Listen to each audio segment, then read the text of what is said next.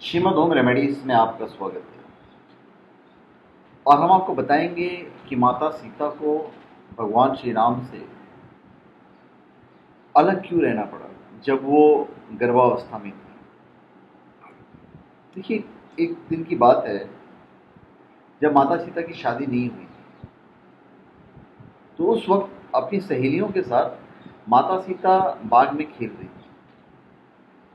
वहां पे तोते का एक जोड़ा बैठा हुआ था जो बड़ा ही खूबसूरत था, और वो दोनों आपस में बात कर रहे थे और लोग राम का गुणगान गा रहे थे। उसमें से जो तोता था वो कहता है कि पृथ्वी पर श्री राम नाम से विख्यात एक बड़े सुंदर राजा होंगे, उनकी महारानी सीता नाम से विख्यात होगी। श्री राम सीता के साथ 11,000 वर्षों तक राज्य करेंगे। उसमें जो माता सीता है, मतलब जानकी देवी, वे धन्य है और धन्य है श्री राम। बेसिकली वो ये राम और सीता की महिमा गान कर रहे थे। अब तो सीता जी हैं अपने सहेलियों के साथ खेल रही थी और उनकी बातों को सुन रही थी और सोचती कि ये जो बातें कर रहे हैं ये कहीं ना कहीं तो मेरे जीवन से जुड़ी हुई बात है। तो वो सोचती है कि मैं इनको पकड़ लूं, उसके बाद पूछूं कि भाई आगे की बताओ। अभी ऐसा सोची और फिर उनकी जो सखियां थी उन सखियों से कहती हैं अपनी सहेलियों से कि बच्चे का जोड़ा बड़ा सुंदर है, आप सब मिलकर इसे चुपके से जाकर पकड़ लें। अब सखियां पीछे से जाती हैं और दोनों पक्षियों को पकड़ लेती हैं, जो दोनों तोता होता है। दोनों बेहद सुंदर थे। तो सीता जी उन पक्षियों से कहती हैं कि तुम दोनों बड़े सुंदर हो, पर तुम लोगों को हमसे डरने की कोई जरूरत नहीं। पूछती हैं कि तुम लोग कहाँ से आए हो और कौन हो आखिर में तुम लोग। फिर पूछती हैं कि सीता जी कौन है, राम कौन है, और जो आगे घटना होने वाली है उसकी जानकारी तुम्हें कैसे है। और कहती कि तुम जल्दी से बताओ सारी बातों को, और तुम्हें हमसे डरने की कोई जरूरत नहीं है। सीता जब इस प्रकार कहती है, दोनों पक्षी बताते हैं कि देवी, वाल्मीकि नाम से विख्यात एक बहुत बड़े महर्षि हैं और वो बताते हैं कि हम दोनों उन्हीं के आश्रम में रहते हैं।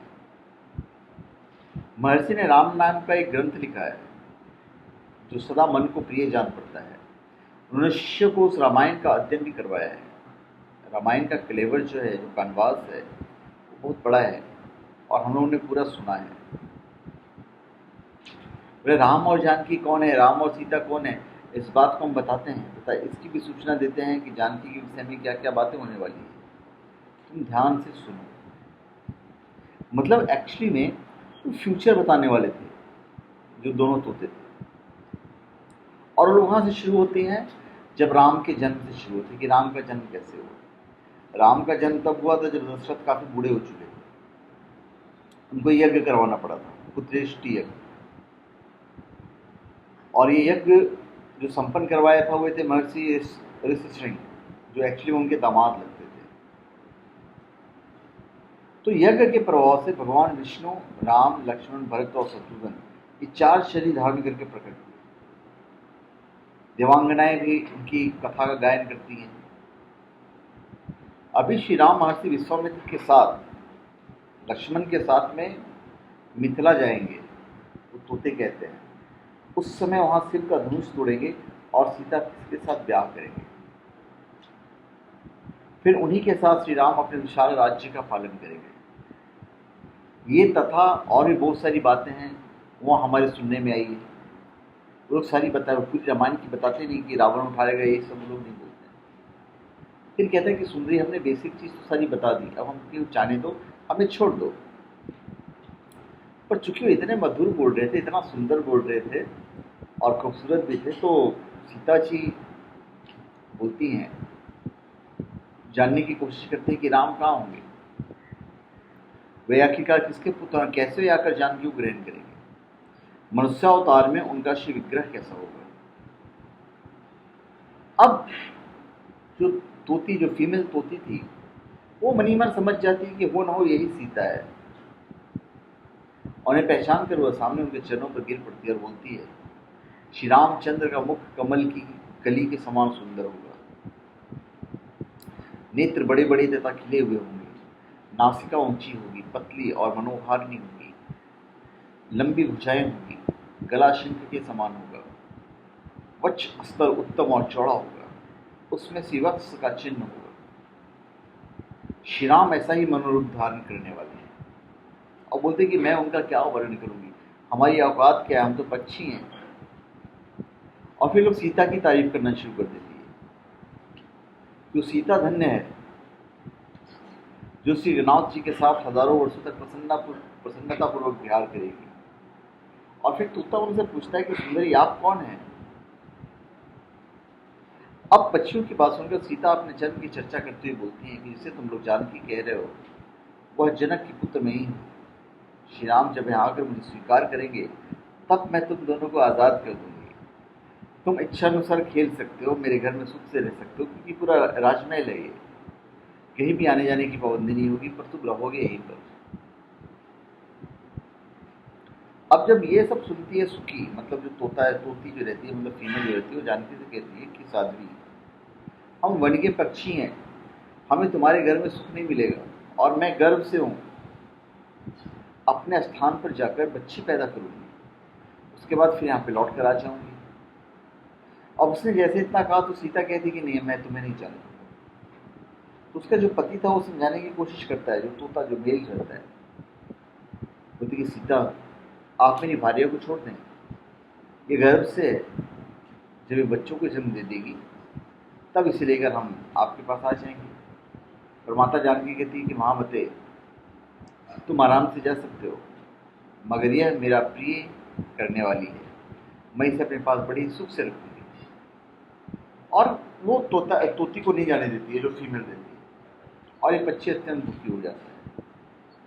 और फिर वही करुणायुक्त वाणी में कहता है, योगी लोग जो बात कहते हैं वो सत्य ही है, किसी से कुछ न कहें, मौन होकर रहे, नहीं तो उन्मत्त प्राणी अपने वचन रूपी दोष के कारण ही बंधन में पड़ता है। यदि हम इस पर्वत पर बैठकर ऐसे वार्तालाप न करते तो हमारे लिए बंधन कैसा होता। इसलिए बहुत बड़ी बड़ी जानकारियां जो है वो जानने के बाद आदमी को मौन रहना चाहिए, हमें सीखना चाहिए। इतना कहकर पक्षी पुनः बोला कि सुंदरी, मैं अपनी भार्या के बिना जीवित नहीं रह सकता, इसलिए आप इसे छोड़ दीजिए। आप बहुत अच्छी हैं, आप मेरी प्रार्थना मान लो। बार बार समझाने के बाद भी सीता जी ने उनको छोड़ा नहीं, जो तोती थी। तब भार्या ने क्रोध और दुख से व्याकुल होकर जानकी को शाप दिया है कि अरे, जिस प्रकार तू मुझे इस समय अपने पति से अलग कर रही है, वैसे ही तुझे स्वयं भी गर्भिणी की अवस्था में श्री राम से अलग होना पड़ेगा। यह कहकर पति वियोग के कारण उसके प्राण निकल जाते हैं। उधर श्री रामचंद्र जी का स्मरण तथा पुनः पुनः राम नाम का उच्चारण करते हुए प्राण त्याग किया था। इसलिए उसे ले जाने के लिए एक सुंदर विमान आया और वो पक्षिणी उस पर बैठकर भगवान के धाम को चली गई। भार्या की मृत्यु हो जाने पर पक्षी शोक से आतुर होकर कहता है कि मैं मनुष्यों से भरी श्री राम की नगरी अयोध्या में जन्म लूंगा, तथा मेरे ही वाक्य से इस पति के वियोग का भारी दुख उठाना पड़ेगा। यह कहकर वो चला जाता है। क्रोध और सीता जी का अपमान करने के कारण उसका धोबी योनि में जन्म हुआ। अब उस धोबी के कथन से ही सीता जी निंदित हुई और उन्हें पति से वियोग सहना पड़ा।